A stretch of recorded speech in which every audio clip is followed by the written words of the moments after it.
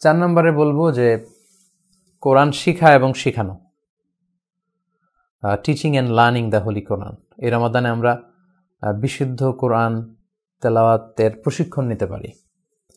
যারা আমরা কোরআন পড়তে জানি না তাদের জন্য একটা অপূর্ব সুযোগ, যেহেতু লকডাউনে বাসায় বসে থাকা লাগছে, সো বাসায় বা আশেপাশে কেউ যদি থাকেন যিনি কোরআন শেখাতে পারেন, তার কাছ থেকে কোরআন শিখে নেওয়া দরকার।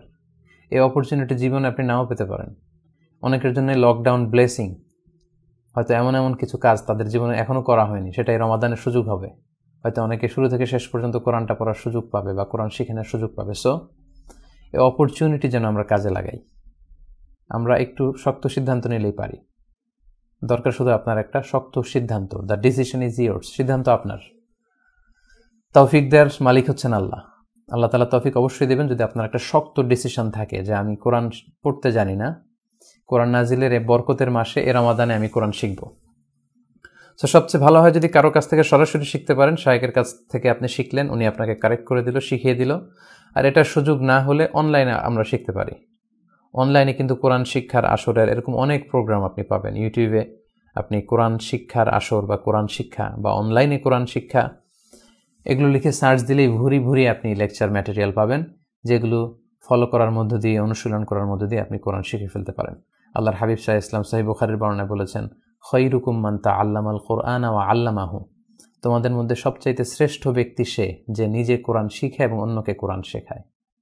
সো আমরা যদি কোরআন শিখতে শুরু করি, আল্লাহর হাবিব সাল্লাল্লাহু আলাইহি ওয়াসাল্লামের বর্ণনা অনুযায়ী আমরা শ্রেষ্ঠ মানুষদের অন্তর্ভুক্ত। আবার আমরা যদি শিখিয়ে দেই তখনও শ্রেষ্ঠ মানুষদের অন্তর্ভুক্ত। যাদের বয়স হয়ে গিয়েছে, আগে কোরআন শেখার সুযোগ হয়নি, তারা এই সুযোগটুকু কিন্তু আমরা কাজে লাগাতে পারি। কারণ কোরআন শেখার কোনো বয়স নেই, যে কোনো বয়সে আপনি শিখতে পারেন। শিখতে কোনো লজ্জা নেই, জানতে কোনো লজ্জা নেই। এবং সহিহ বুখারীতে আল্লাহর হাবিব সাল্লাল্লাহু আলাইহি ওয়াসাল্লাম বলেছেন, ওয়াল্লাযী ইয়াকরাউল কুরআন ওয়া ইয়াতাতাআতা, যে কোরআন পড়ে এবং আটকে যায়। তাআতা মানে 70 বছরের বয়স বা 60 বছরের বয়স কেউ যদি নতুন করে কোরআন শিখে, ছোট বাচ্চা যেমনি স্মুথলি কোরআন পড়ে তার মুখ দিয়ে এভাবে বেরোবে না, পড়তে যে আটকে যাবে, কষ্ট হবে। এই কষ্ট হওয়ার কারণে আল্লাহর হাবিব সাল্লাল্লাহু আলাইহি ওয়াসাল্লাম বলেছেন তার জন্য লাহু আজরান, 2টা সওয়াব, মানে ডাবল সওয়াব। এক হচ্ছে কোরআন তেলাওয়াত করছে এর জন্য সওয়াব, আরেক হচ্ছে ইয়াতাতাআতা মানে হচ্ছে এই যে মামলিং করছে, মুখে আটকে যাচ্ছে, এটার জন্য আল্লাহ তাআলা ডাবল সওয়াব দিবেন। এজন্য আমাদের আশেপাশে যারা কোরআন পড়তে জানে না, দেখে দেখে আমরা যদি সুযোগ হয় তাদেরকে যেন একটু কোরআন শেখাই। কারণ আল্লাহর হাবিব সাল্লাল্লাহু আলাইহি ওয়াসাল্লাম বলেছেন, আদ-দাল্লু আলাল খাইরি কাফাইলি। কেউ যদি ভালো কোনো দিকে কাউকে পথ দেখায়, তাহলে ওই ভালো কাজটা করলে যে সওয়াব, পথ দেখালে বা সাহায্য করলে, হেল্প করলে এই একই সওয়াব। আপনি যদি সূরা ফাতিহা কাউকে শিখিয়ে দেন, কিভাবে সূরা ফাতিহা পড়তে হয় এটা যদি কাউকে আপনি শিখান, তাহলে ওই ব্যক্তি যতদিন সূরা ফাতিহা পড়বে তার জীবনে তার একটা পার্সেন্টেজ সওয়াব কিন্তু আপনি আপনার আমলনামায় পেয়ে যাবেন। এজন্য আমরা যেন কোরআন শিখি এবং শেখাই। পাশাপাশি আমরা যেন কোরআন শুনি এবং শোনাই। খুব ইম্পর্টেন্ট একটা পয়েন্ট। আমরা অনেক সময় কোরআন শোনাতে চাই না অন্যকে। কোরআনকে শেখা এবং শেখানোর একটা গুরুত্বপূর্ণ মাধ্যম হচ্ছে কোরআন অন্যকে শোনানো। অন্যকে শোনালে আপনার কোরআন পড়াটা খুব মজবুত হবে, পাকাপোক্ত হবে। এবং অন্যের থেকে যদি আপনি শোনেন, সেক্ষেত্রে আপনার কোরআন শেখাটা বা জানাটা খুব মজবুত হবে। এবং আল্লাহর হাবিব সাল্লাল্লাহু আলাইহি ওয়াসাল্লাম এটা করতেন।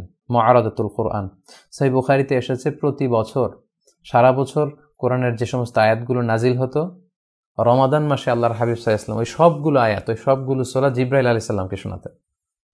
এরপর জিবরাইল আলাইহিস সালাম আবার আল্লাহ রাসূল সাল্লাল্লাহু আলাইহি ওয়াসাল্লামকে শোনাতেন। প্রতি রমাদানে এই প্রজেক্ট নিয়ে থাকতেন আল্লাহ রাসূল সাল্লাল্লাহু আলাইহি ওয়াসাল্লাম। এবং যে বছর আল্লাহর হাবিব সাল্লাল্লাহু আলাইহি ওয়াসাল্লাম ইন্তেকাল করবেন, ইন্তেকালের বছরের যে রমাদানটি তিনি পেয়েছিলেন, ওই বছর 2 বার আল্লাহর হাবিব সাল্লাল্লাহু আলাইহি ওয়াসাল্লাম সাইয়েদনা জিবরাইল আলাইহিস সালামকে কোরআন শুনিয়েছেন। জিবরাইল আলাইহিস সালাম আল্লাহর হাবিব সাল্লাল্লাহু আলাইহি ওয়াসাল্লামকে 2 বার পুরো কোরআনটা রিভাইজ করে শুনিয়েছেন। এজন্য কোরআন শোনা এবং শোনানো এটা খুবই জরুরি। আপনারা বাসায় একে অপরকে তেলাওয়াত করে শোনাতে পারেন। আপনি আপনার স্ত্রীকে শোনাতে পারেন, আপনার স্ত্রী আপনাকে শোনাতে পারে, অথবা আপনারা আপনাদের ছেলে মেয়েদেরকে শোনাতে পারেন, আপনার ছেলে মেয়েরা আপনাদেরকে শোনাতে পারে। এভাবে যদি আমরা একটা কোরআনিক মান্থ কাটাই, আশা করি খুব জান্নাতি পরশে ভরপুর থাকবে আমাদের পুরো রমাদান। এবং এটা করবেন, আমি গ্যারেন্টি দিয়ে বলতে পারি যে আপনারা অত্যন্ত ভালো ফিল করবেন, খুব আনন্দ ফিল করবেন ঘরে। আপনার ছোট্ট সোনামণি যখন আপনাকে কোনো একটা সূরা শোনাবে, আবার তাকে যখন আপনি শোনাবেন, এই যে একটা অনাবিল শান্তি এবং প্রশান্তি, এটা আপনি পৃথিবীর অন্য কোথাও খুঁজে পাবেন না, আই গ্যারেন্টি। তাই বাসায় হাজব্যান্ড ওয়াইফ একে অপরকে কোরআন শোনান, ছেলে মেয়েদের কাছ থেকে কোরআন শুনুন এবং তাদেরকে কোরআন শুনুন। আল্লাহর হাবিব সাল্লাল্লাহু আলাইহি ওয়াসাল্লাম সাহাবাদের কাছ থেকে কোরআন শুনতে চাইতেন এবং আল্লাহর হাবিব সাল্লাল্লাহু আলাইহি ওয়াসাল্লাম নিজে সাহাবাদেরকে কোরআন শোনাতেন। সহিহ মুসলিমের একটা হাদিস আপনাদেরকে শোনাই। সাহাবাদের মধ্য থেকে সবচাইতে ভালো তেলাওয়াত করতে জানতেন সাইয়েদনা উবাই ইবনে কাব রাদিয়াল্লাহু তাআলা আনহু। উবাই ইবনে কাব রাদিয়াল্লাহু তাআলা আনহুর কাছে যে আল্লাহর হাবিব সাল্লাল্লাহু আলাইহি ওয়াসাল্লাম বললেন, ইয়া উবাই, হে উবাই, ইন্নাল্লাহা আমারানি আন আকরা আলাইক, আল্লাহ তাআলা আমাকে আদেশ করেছেন যাতে আমি তোমার কাছে কোরআন শোনাই। সুবহানাল্লাহি বিহামদি। আল্লাহর হাবিব সাল্লাল্লাহু আলাইহি ওয়াসাল্লামকে আল্লাহ তাআলা আদেশ করেছেন যাতে আল্লাহর হাবিব সাল্লাল্লাহু আলাইহি ওয়াসাল্লাম উবাই ইবনে কাবের কাছে যে কোরআন শোনায়। তো তিনি যে বললেন যে উবাই, আল্লাহ তো আমাকে অর্ডার করেছেন যাতে আমি তোমার কাছে যে লাম ইয়াকুনিল্লাযীনা কাফারু এই সূরাটা তোমার কাছে যেন তেলাওয়াত করে শোনাই। উবাই ইবনে কাব রাদিয়াল্লাহু তাআলা তো আশ্চর্য হয়ে গেলেন। তিনি অবাক হয়ে, মানে অবিশ্বাস্য এক কথা মনে করে তিনি বললেন যে ওয়াসাম্মানি ইয়া রাসূলুল্লাহ, সত্যই কি আল্লাহ তাআলা আমার নাম ধরে এমনটা বলেছেন যে আমার কাছে আপনি এসে কোরআন শোনানোর জন্য আমার নাম ধরে বলেছে? উবাই ইবনে কাব এরকম বলেছে?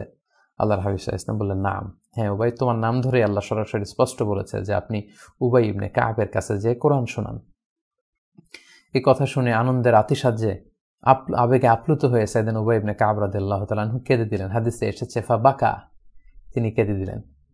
সহিহ মুসলিমের এই হাদিস থেকে আমরা বুঝলাম আল্লাহর হাবিব সাল্লাল্লাহু আলাইহি ওয়াসাল্লাম ওনার কাছে কোরআন নাজিল হয়েছে, তারপরেও উনি সাহাবাদের কাছে যে কোরআন শোনাতেন। এবার আমরা একটি হাদিস শুনি যেখানে বলা হচ্ছে যে রাসূল সাল্লাল্লাহু আলাইহি ওয়াসাল্লাম সাহাবাদের কাছ থেকে কোরআন শুনতে চাইতেন। হাদিসের বর্ণনাকারী হচ্ছেন আব্দুল্লাহ ইবনে মাসউদ রাদিয়াল্লাহু তাআলা আনহু। উনাকে ডেকে আল্লাহর হাবিব সাল্লাল্লাহু আলাইহি ওয়াসাল্লাম বললেন, ইকরা আলাইয়া আল কুরআন, হে ইবনে মাসউদ তুমি একটু কোরআন তেলাওয়াত করো তো। ইবনে মাসউদ রাদিয়াল্লাহু তাআলা আনহু বললেন, আকরাউ আলাইকা ওয়া আলাইকা উনজিল, হে আল্লাহর রাসূল আমি আপনার সামনে কোরআন পড়ব, আপনার উপর তো কোরআন নাজিল হয়, যে নবীর উপর কোরআন নাজিল হয় তার সামনে দাঁড়িয়ে আমি কোরআন পড়ব?